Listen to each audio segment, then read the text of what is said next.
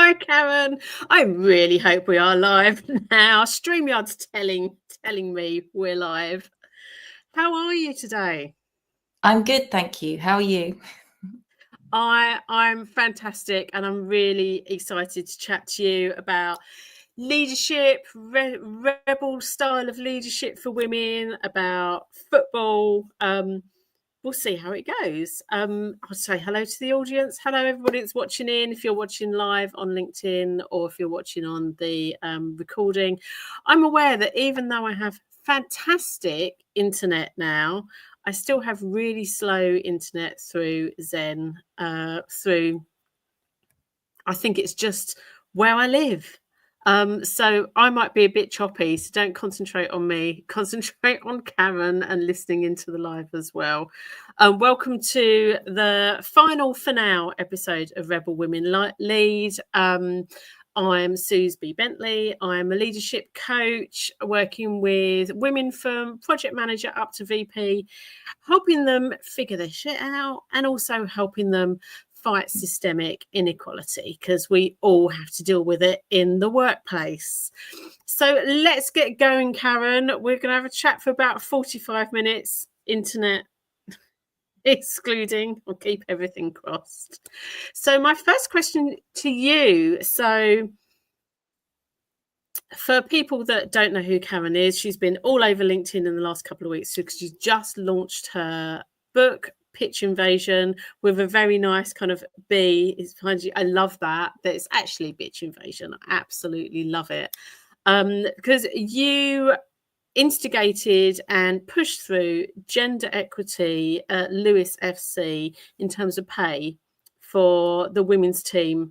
So it's equal to the men's team at Lewes FC. And as far as I'm aware, that's still the only football team in the UK that has managed to do it or even looked at it. But well, just to say, Suze, it was two male directors who pushed that through back in 2016-17. So I don't want to take credit for that.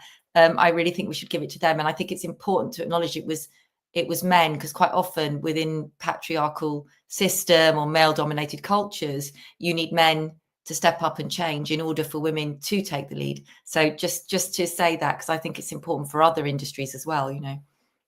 Absolutely. And I was just reading on LinkedIn this morning an article from a leader talking about that, how actually, you know, the men need to be stepping up. And when they do, it's beneficial to everybody. But you get stuck in terms of kind of moving forward change if everybody isn't involved. So that was kind of my point. So you've had quite an interesting career. So you were a fashion model, you're a trained counsellor as well, and then was a director at Lewes FC. So my first question to you, I don't know if you had like an ordinary kind of first day, a first proper job. I've had so many jobs. I've had a really, what's called a squiggly career. But maybe, I mean, I don't know if fashion modeling is a proper job, but I think it is a proper job, actually. I don't know why I say that. It just is something about my own value system. But my first job in terms of the fashion stuff was on the catwalk for Zandra Rhodes, actually. So I'd gone into a model agency and been taken on, and I was literally taught to catwalk the day before the show because I'd been booked by my booker, Nigel, who just whipped a pair of red high heels out from behind his desk, put them on and said, you know, this is how you do it. Copy me. And I just really remember him saying, you know, putting a hand on a hip and a kind of hand out there and saying, no teapots though, darling, please.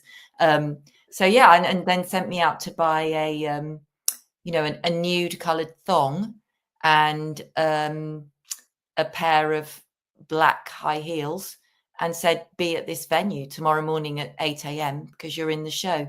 So my first experience with the modelling was Zandra Rhodes show, and it was kind of surreal and kind of brilliant. It was lots of makeup, lots of hair, wearing things that don't quite fit and having to be pinned into them, and then walking up and down to sell garments to people. In a very plush hotel environment. That's how I would describe it, and being paid well for it. And how long were you in that sector, in that industry for? Well, I was initially in it for a couple of years, and then I left it to go into what I really wanted to do, which was journalism. But I could only get a job in journalism on the sales side. Then, while I was working for the Essex Chronicle selling papers, I joined the Samaritans following the death of a close friend, and I started to work on the phones there. And I decided I wanted to go into counselling professionally because I really enjoyed what I was doing. So I went back to London, and in order to pay for a counselling course, I went back to fashion modelling, did it for another 3 years or so. Well, more than that, actually. It got more and more part-time the more I got into counselling, because with counselling, you have to build up your client hours and, to get to the next stage. And so, I did it, I think, overall for quite, 6 years or so, something like that. And then with counselling, I'm really interested in how you went from counselling to being on the board at Lewes FC. And I know that that's part of your book as well, but I'm just really interested in your journey, how you went from one to something that feels completely different. Yeah, I mean, so that's quite a long journey. So the counselling, so I trained in person-centered counselling, and I think this is quite relevant actually to my, culture shock in football, if you like. So I very much believe in the sort of shared power, working collaboratively, creating the conditions for change, rather than directing people too much, and using compassion and very much being yourself, being congruent. There's no point being anyone else, I very I believe in those things. So I was a counsellor for some time. I got a job in the music industry, which was then called a company called Polygram Records, a multi-site organization, where I initially shared the job as counselling service manager, and then took it on my own, managing the internal counselling service for all the different record companies, as well as the warehouses where they packed CDs, and all the kind of admin and administration and HR people, all in different sites around the country. So I had affiliate counsellors that I managed in different sites as well.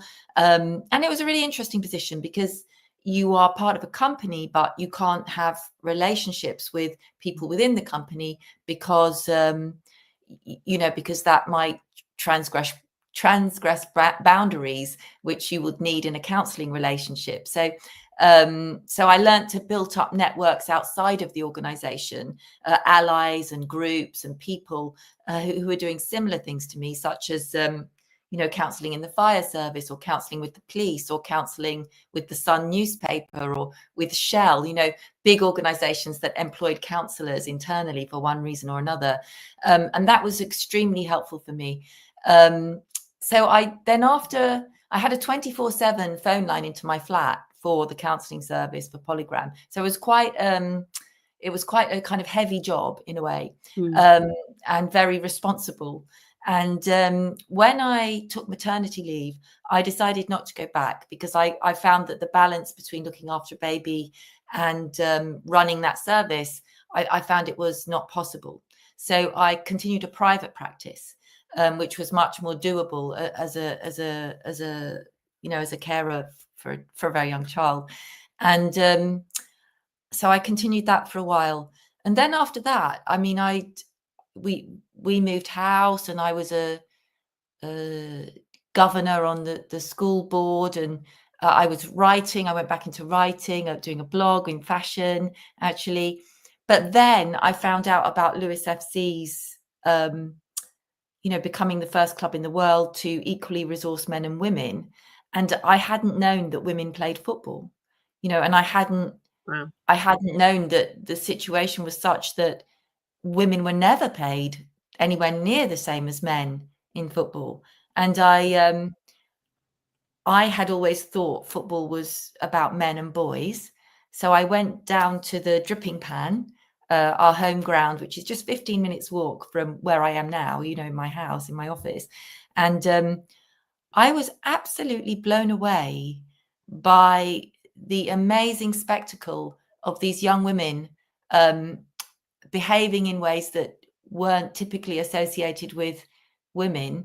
And because I believe that feminism had gone backwards a little bit, and there'd been backlashes, and I could see it for my teenage daughter and her friends, and my teenage son and his friends, that it was really not good, the way that women were being objectified on social media.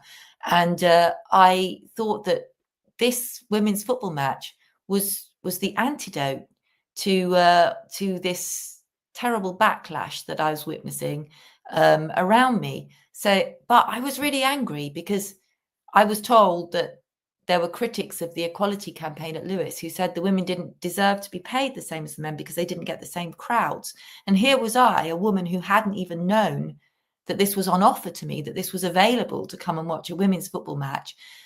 So I went from, I think that I'm trying to think what the link is between counselling and football. And I think it's to do with a kind of wanting to correct social injustice or wanting change, where you see that the status quo is unhelpful. And I just thought, this is so unfair. And I really wanted to do something about it. And I felt very motivated. And fortunately, it was a period in my life where, approaching menopause and, feeling very much in a stage of life where I wanted to do what I could to help and change the world that I'd grown up in and that I love so much. I just love the world and I love people. And I really wanted to, I saw an opportunity for change. So there's quite a few leadership qualities that come through from what you were just saying. Compassion for others, dealing with social injustice, making the most out of people that you work with as well, networking, getting champions. So kind of throughout your journey, including at Lewes FC, you've said about kind of with counselling, you very much kind of hooked up with other counsellors from different organisations. Were they kind of part of your support systems? Kind of like, who was instrumental in your journey to where you are now, and kind of how did they help you? So the counselling was quite a while ago. They were definitely part of my support system. Whenever you're trying to create change, you need allies and you need people around you who you can relate to and you can help each other. I mean, it's very difficult if you're going against a prevailing system that you want to change, to do it in any way, shape or form on your own. I mean, but all the things that happened at Lewes were done via teamwork. So at Lewes FC, my main allies on the board were probably initially Ed Ramsden and Charlie, my husband, who were already on the board and who, had, because so the system there, you get elected to the board and you get elected on the basis of your election address. And they had said in their election addresses, and they were re-elected after a few terms, that if you vote for us, we will equalize the playing budgets and put equal resources behind the women's team. So that was equalizing that was multiplying the budget 10 times so that it was equal to the men's, and that would come out of their own pockets, because initially you need to invest to make things work. So they had put their money where their mouths were, And I admired very much what they'd done. And I didn't want it to fail, because I could see that they were, I mean, my goodness, becoming the first club in the world to do this is, you know, it's shameful for football, but brilliant as well that they were going to be prepared to do it and actually welcome the whole community into football rather than just half of it. So I wanted to get behind them, and I found them to be incredible allies in terms of what I decided to do, which was go and tell women about what Lewes were doing and get them to come through the gate at women's matches, so that we could increase the crowd and counter this opinion from critics that they didn't get the same crowds as the men, which we did, by the way, in just a couple of seasons. We quadrupled the gate, and there was no one could say that we were crazy anymore or that it couldn't be done, because it was done. So they were kind of my main allies initially. And then as I got to know the female players at Lewes, who I find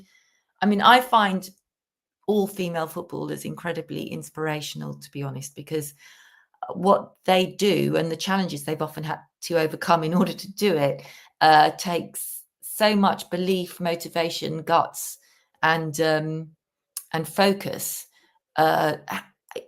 And also they've learned these incredible lessons from being in football teams about leadership itself. So they've learned to take decisions on the spot, to use their voice, to take up space, and to you know, to be really focused. I mean, it's just incredible to put their game face on, you know. And I talk about these things in the book. I talk about players that have taught me these lessons, you know, and it's they're incredible lessons.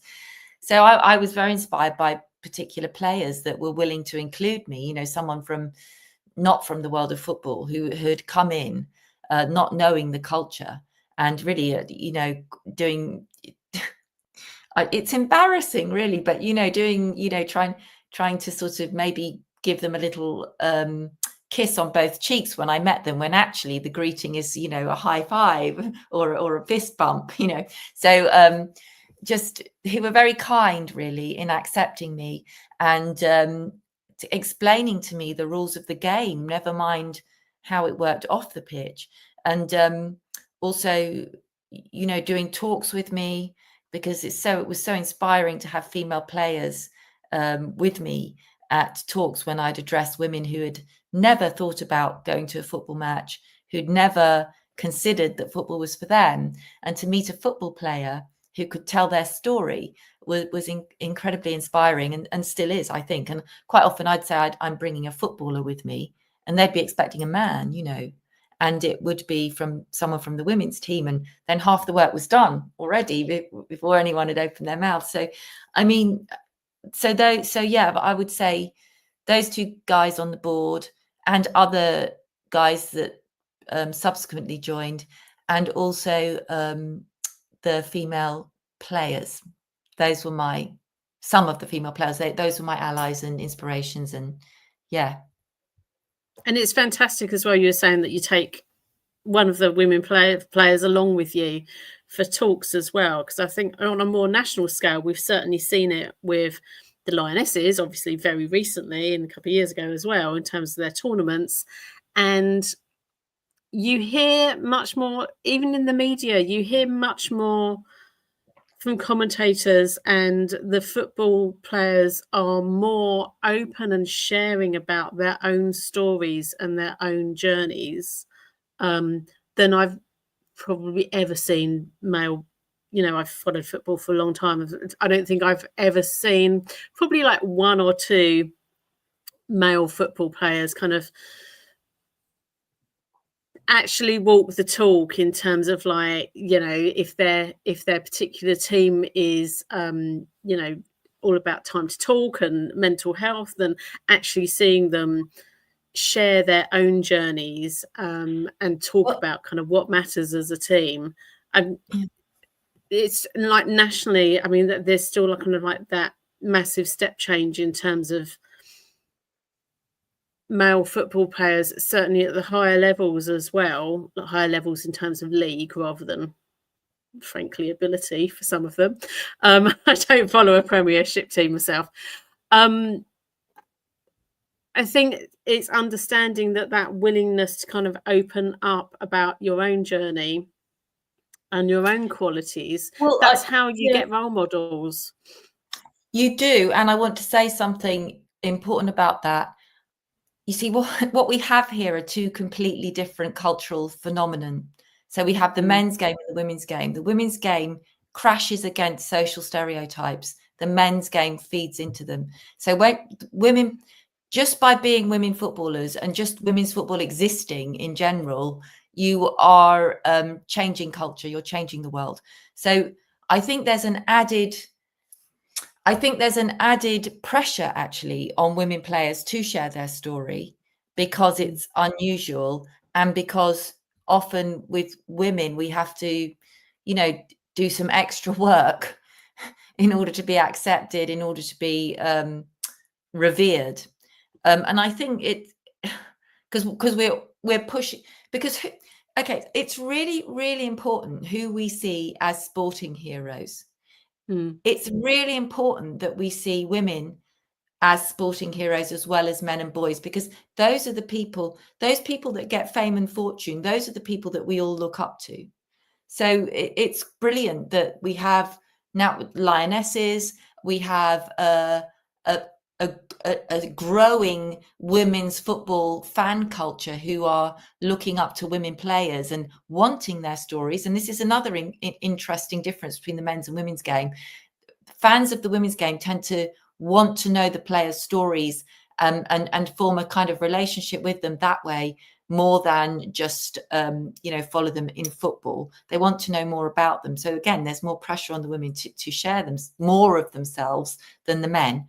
But also, interestingly, they will follow their player from club to club. They won't necessarily just follow the club, they'll follow the player, these new fans of women's football, again, because of that relationship thing.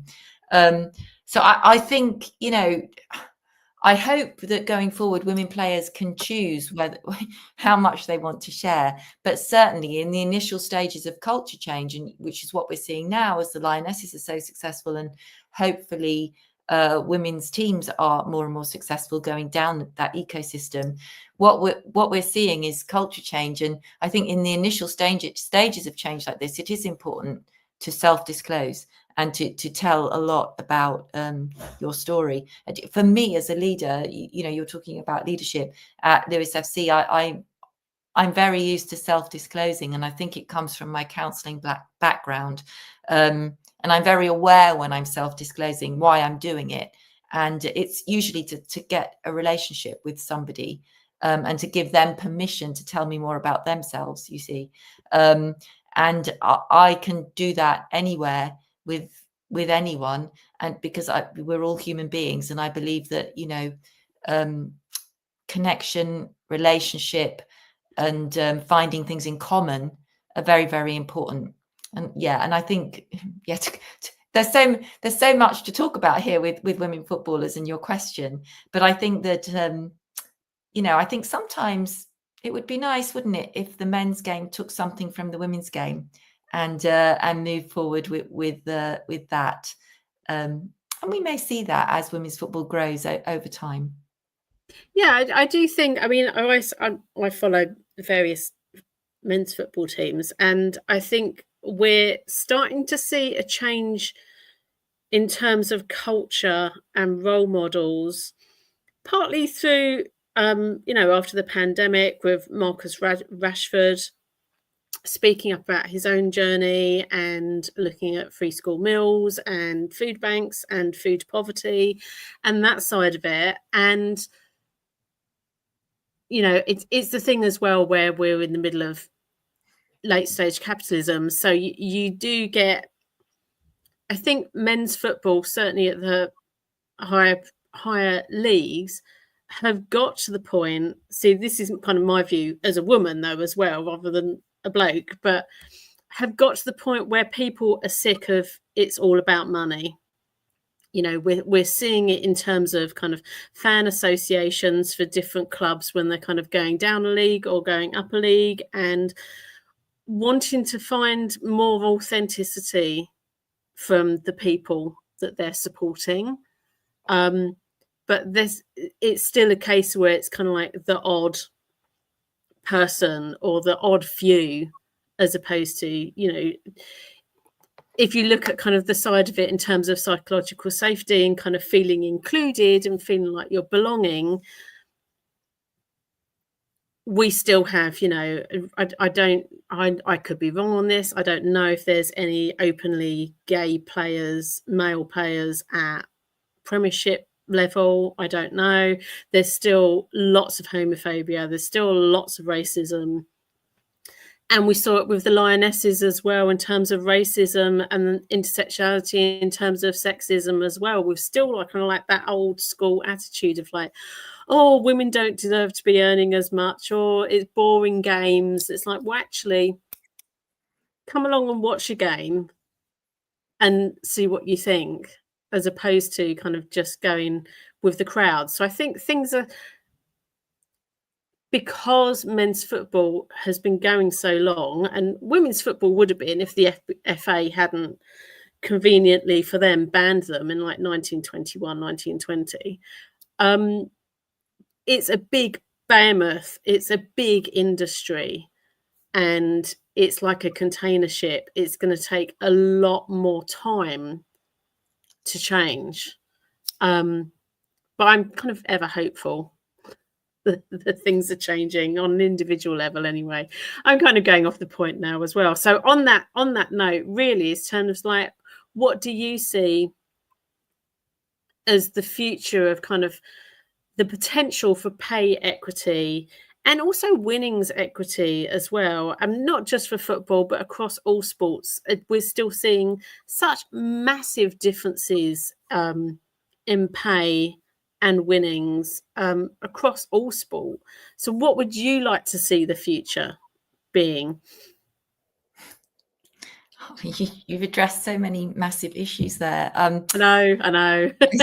I mean, wow. I mean, okay, but we'll talk about pay equity. I think sometimes that's a red herring, to be honest with you. So what Lewes have done in terms of equalising playing budgets, actually, you know, they went from equality to equity, and the women got more in the season before relegation, which was the season before last, which they needed in the context in which they were operating, because as women's football grows and becomes more professional, and the licensing, the money you need to spend in order to get the license from the FA becomes more and more, you just need to spend more and more in order to be competitive. So so it went from equality to equity.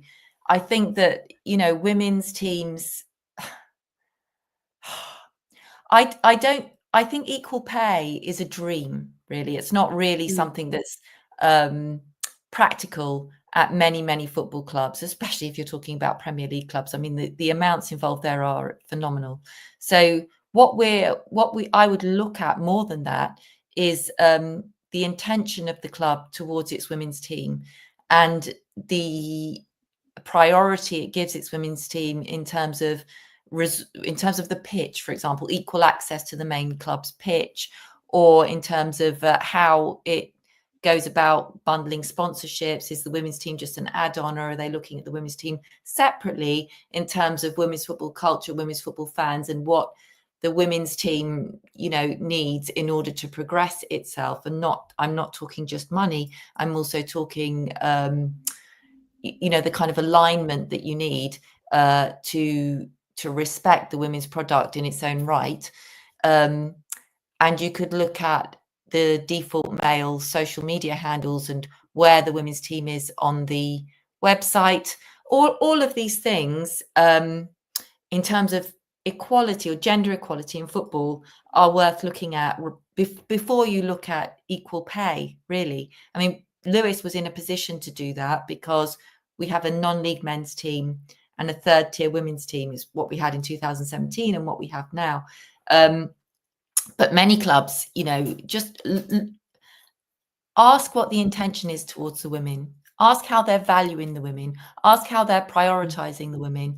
These are questions that you know, that people can address quite quickly. I mean, how long does it take to change a page on a website, or, you know, to make it at Aston Villa men and at Aston Villa women, or at Man City men and at Man City women. Now, how long does it take to do these things and make it not default male? It doesn't take long, and it's free, you know.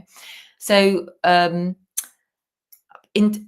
another question about you'd asked about equality and money really is the FA Cup prize, because we've long campaigned at Lewes since February 2019. We wrote a letter to the FA from Lewes FC Board of Directors, spoken out in the changing room by midfielder Shannon Maloney, asking very nicely and politely for the FA to consider an equal FA Cup prize fund. Now, the reason for this is that there's a massive gender-based disparity in the fund, and it would actually irrigate the women's game, going down, you know, from the top down to the you know, much lower leagues of women's football, to equalize that prize fund. You'd be putting money into a system where we need the money to go to, which is the clubs as you go down the hierarchy, you know, the football triangle. So pyramid is what I mean, isn't it? So I think, you know, we've campaigned for that for a long time. In some ways we're winning in that the fund has increased for the women, but in some ways we're really not winning in that the men's has increased even more. So the gap becomes bigger. So, you know, our MP for Lewes, James McCleary, has mentioned it in Parliament a few times recently and on the radio. There's a Equal FA Cup Instagram account started by former Lewes players, women players, that people can follow. And clubs, not just Lewes, are now campaigning for the same thing. So it's, you know, it's an easy win. And in a way, you mentioned, Suze, you mentioned the FA's ban on women playing, which lasted for 50 years, from 21 to 71, at a point when women were getting greater crowds than men for playing football. Wouldn't it be wonderful if the FA could karmically make up for that by equalising its prize fund? You know, and if anyone watching wants to know more about that, if you look on Lewes FC's website, there's actually a calculator. You can put in your club that you support and see how much better off or worse off they'd be if the prize funds were equalised. And in 3% of cases, your club would be better off, including the smaller men's clubs, if the FA were to equalise the prize fund in the way that we suggest. So it makes sense financially. They need to just get on with it and do it. They do. And also to address some of the things that you mentioned earlier, I think there is a cultural shift towards purpose and value and meaning in people's lives. And football has a massive role to play in that. And I do think some male players do speak out brilliantly about these things. In fact, at Lewes, our captain for the men's team at the moment, Bradley Pritchard, used to be a midfielder on our men's side. And he only joined the club on the basis that he could start a community garden within the club's grounds as part of his contract. So, I mean, there are really amazing men out there who are very willing to change. I think a lot of them are caught in this system that actually needs structural change from within. And I think that, again, coming back to the Equal FA Cup Prize Fund campaign, that would be a very good place to start. I think I'm sitting here nodding.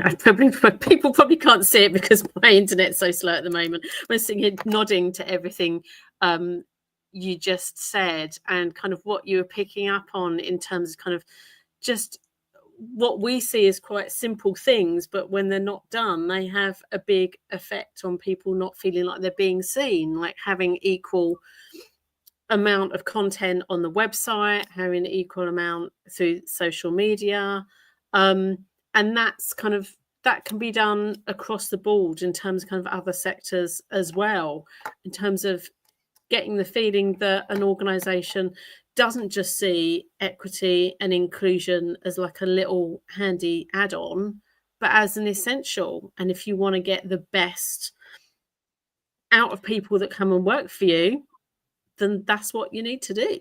I mean, I'm with EDI. I am so fed up of people that don't mean it. you know, and I would actually take my custom away from brands that are just ticking boxes, because we're at a stage now where we need to address this properly.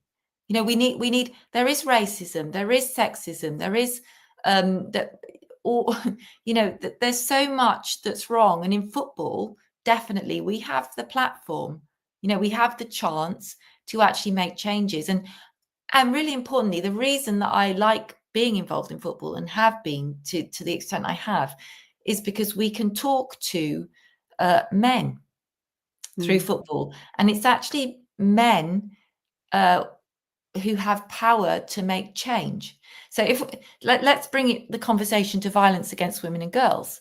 The reason I think we might bring the conversation there is people might say, well, what's football got to do with that? It's got a lot to do with that. It's got a lot to do with it. Yep. Well, I know about the domestic violence rates going up and down depending on who wins a match and things like that. But I'm actually thinking now about the way that we see women and girls, you know, and the status that we give them. We can change that through football. We can show people, like, you know, the thing about, say, talking about the men's World Cup as well as the women's World Cup, or the men's Euros as well as the women's Euros, and just small linguistic changes like this can tell us a lot about the status of women and girls in society. And I think that it's it makes me angry that these small changes aren't seen as important. And until you get more women in decision-making positions on boards within male bastions, we're talking about football now, so we'll carry on within football, and the percentage of women on boards in football is very, very low. I think it's something like 10% in the top leagues.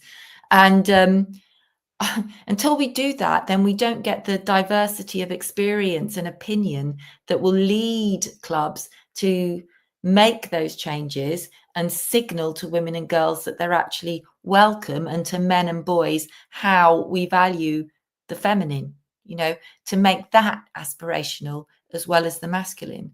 So important. And you know, we could go, there are so many other things that we've done at Lewes within the ground to send that signal out as well. I think one of the things that I was reading up on the press release for your new book was more women toilets than men's. That's true. That's true. There are more women. Something as simple as that's. It sounds really obvious and it sounds really simple, but it's just like, if you feel welcome, it's all those little bits, getting all those little bits put in place so that you feel welcome. As a woman, any woman watching this now knows that if you go to the theatre at half time, what's it called? Not half time. Interval. At the interval. Thank you very much. See, I've gone the other way. I've gone football talk, gone native. You go to the toilet and you're going to take longer to get back to your seat than any guy that you're with, because they can go straight in and out because of the mechanics of the situation, right? And needing to shut the door and all this stuff. And then it's basic stuff. And then, you know, it makes so much more sense to have more female toilets than men's generally, because it takes women longer.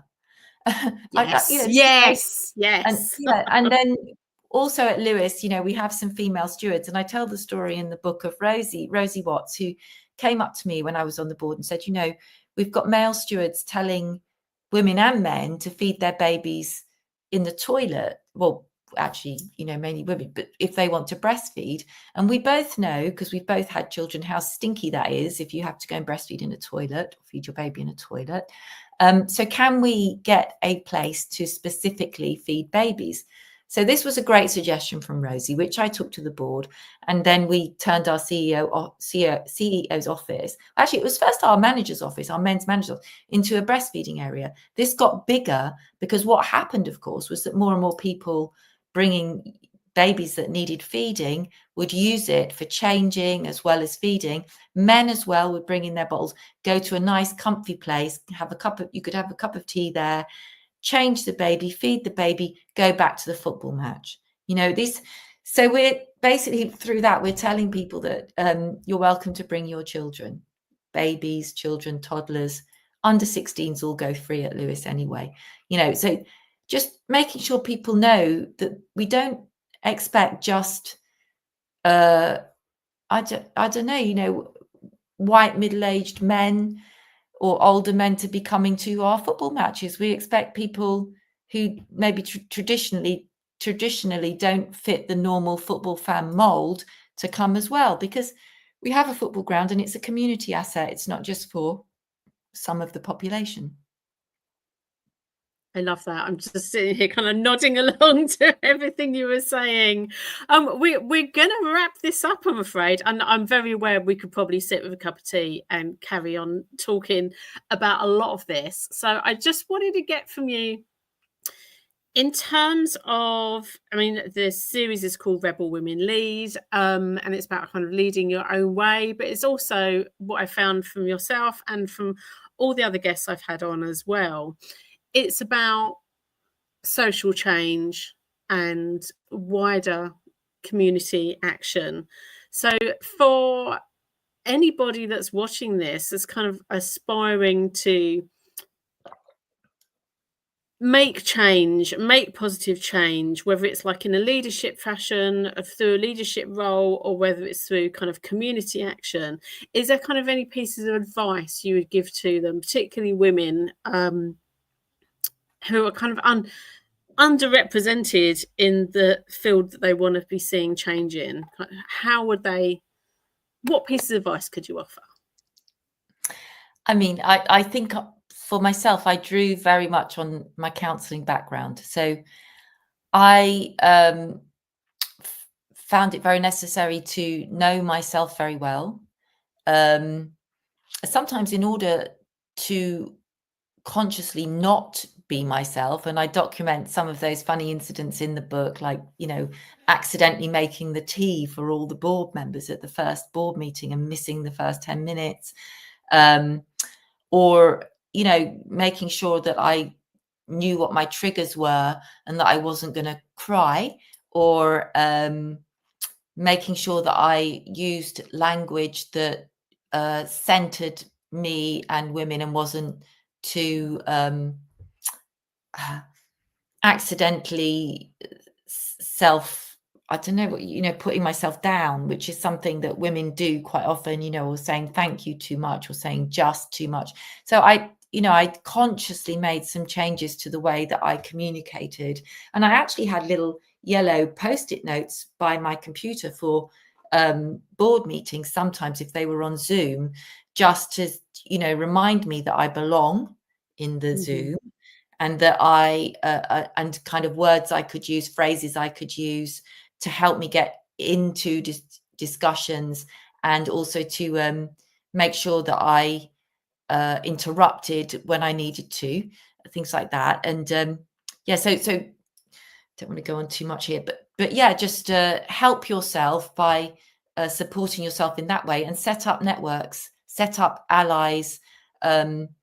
If you're on a board, make sure if you want to get something through, that maybe you've had a phone conversation with another board member before that meeting, and kind of brought them with you beforehand.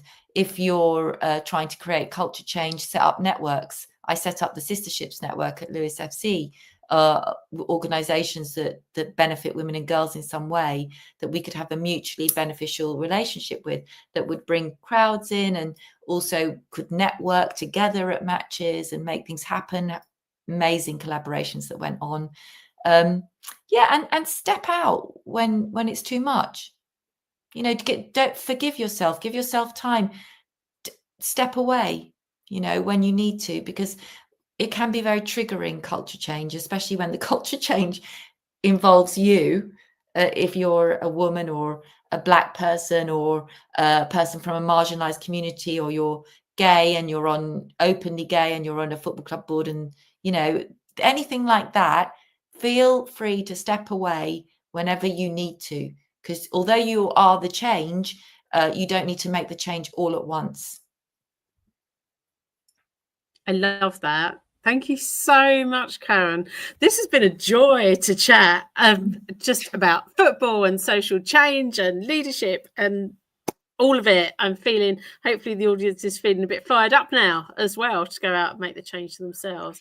For anybody, you're welcome. For anybody that's watching, you can get Karen's new book.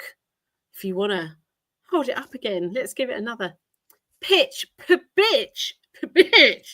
invasion. I love that title. So I'm an affiliate with bookshop.org. If you don't know about them, they're brilliant Amazon alternatives. They work with independent booksellers all over the UK.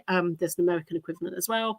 So in the comments for this event on LinkedIn, there is an affiliate link to go and buy Karen's book and have a look in terms of your local area. If you're not in Sussex, then see what women's football teams are in your local area. And if you weren't already, start going to the matches, start showing up, get everybody involved.